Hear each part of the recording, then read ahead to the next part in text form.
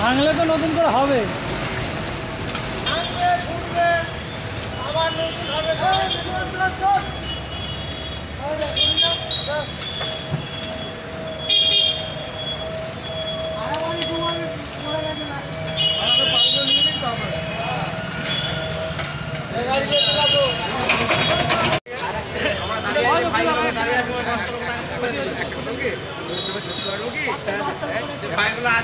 আমি আগে চলে গেছি, সোনা দাদা আমি চলে যাচ্ছি, ভাড়া বছর এক পেরিয়ে গেছে, আর ভাড়া বছর ছুটে আলো করেছে।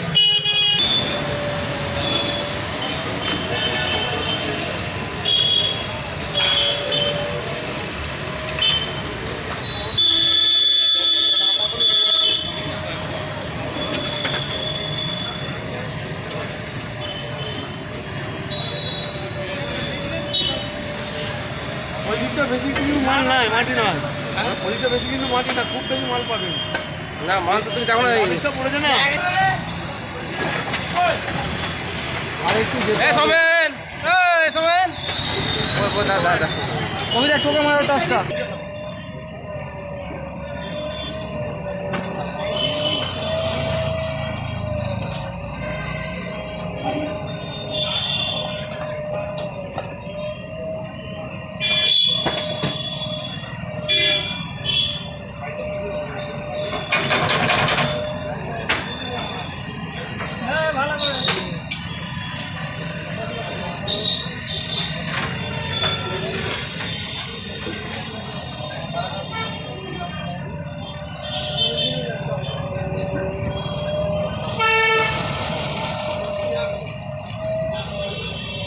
পুরোটাই মাটি আছে, পুরোটাই ইঁদুরে তো করেছে, ইঁদুরে ইঁদুরে পুরোটাই পুরো রাস্তা পুরো শেষ করে দিবে।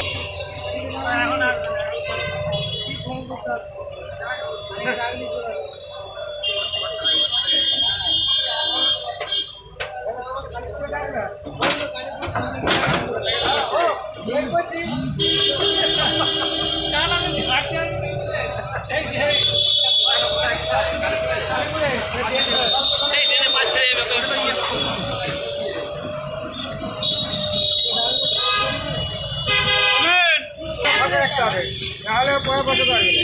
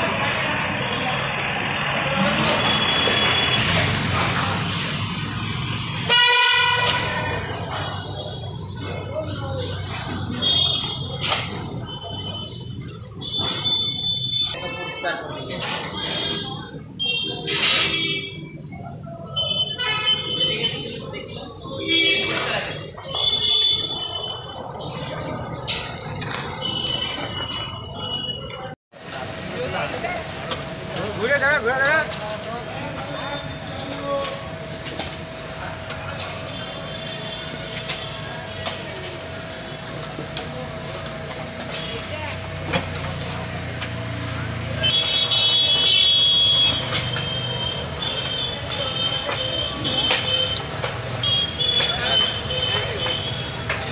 এই নালাটা ছাড়া দিন উপর উপর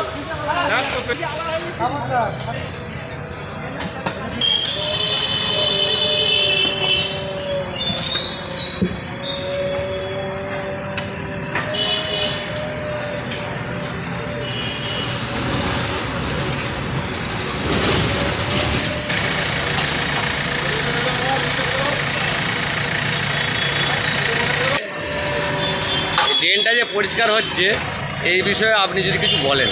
না, খুব ভালো কাজ হচ্ছে, পরিষ্কার করা দরকার ছিল, খুব ভালো কাজ হচ্ছে। ড্রেনটা তো দেখছি পুরোটাই বুঝে গেছিলো। হ্যাঁ, তো এটা তো পৌরসভার পক্ষ থেকেই করাচ্ছে, তাই তো? অবশ্যই। দোকানদারদের কি সুবিধা হবে ড্রেনটা পরিষ্কার হয়ে গেলে? অবশ্যই।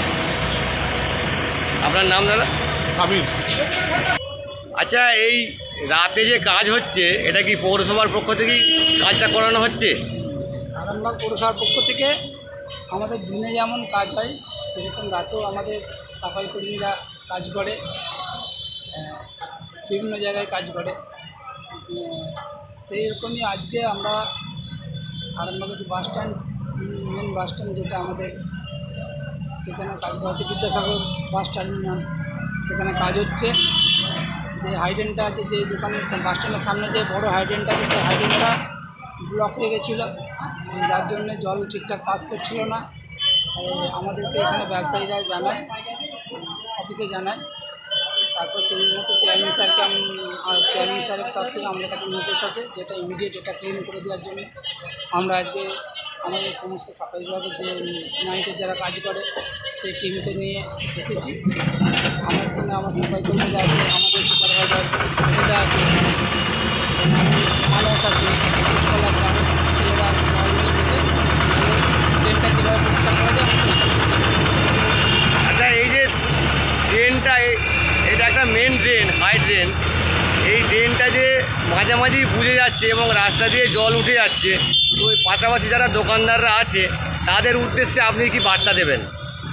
না, এই ড্রেনটাই মেন মূলত প্রায় বন্ধ হয়ে যাওয়ার কারণ হচ্ছে এখানে পাশে সব খাবারের দোকানগুলো আছে, সেই খাবারের দোকানের সমস্ত উচ্ছিষ্ট খাবার তারা ড্রেনের সাথে কানেক্ট করে মেন ড্রেনে ফেলে দেয় বেশিরভাগ।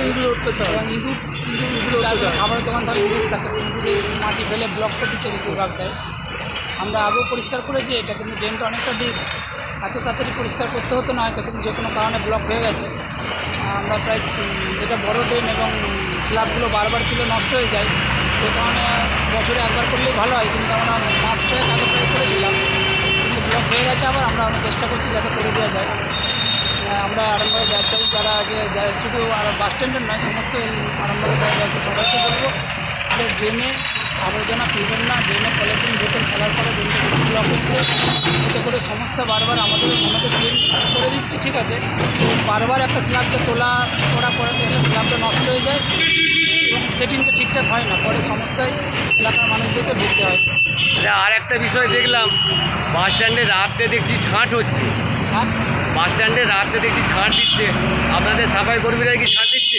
না, বাস স্ট্যান্ডে যারা ব্যবসায়ী আমাদেরকে আগে জানিয়েছিলেন যে বাস স্ট্যান্ডে তো যে দিনে অন্তত দুবার করে ঝাঁট দেওয়ার জন্য, ক্লিন রাখার জন্য। আমরা সেইভাবে আমরা চেয়ারম্যান স্যারের সঙ্গে আলোচনা করে চেয়ারম্যান স্যার নির্দেশ দেন যেহেতু বাস স্ট্যান্ডটা যেটা আমাদের আনন্দ টাউনের মধ্যে পড়ে, চারিপাশের সমস্ত মানুষরা এখানে বাস স্ট্যান্ডে আসা যাওয়া করে এবং তাই বাস স্ট্যান্ডটাকে যাতে ভালোভাবে ক্লিন রাখা যায় সেটা আমরা চেষ্টা করি। ওই জন্য আমরা সকালে যেমন আমাদের সাফাই কর্মীরা ঝাড় দিয়ে পরিষ্কার রাখে, সন্ধ্যেবেলায় 7টার পর থেকে ওরা আরও আমাদের সাফাই কর্মী একটা অন্য টিম আছে, তারা পরিষ্কার করে ঝাড় দিয়ে পরিষ্কার করে। দাদা, আপনার পরিচয়? আমি শ্যামপ্রসাদ দলি, আরামবাগ পৌরসভা সাফাই বিভাগের ইনচার্জ। ধন্যবাদ।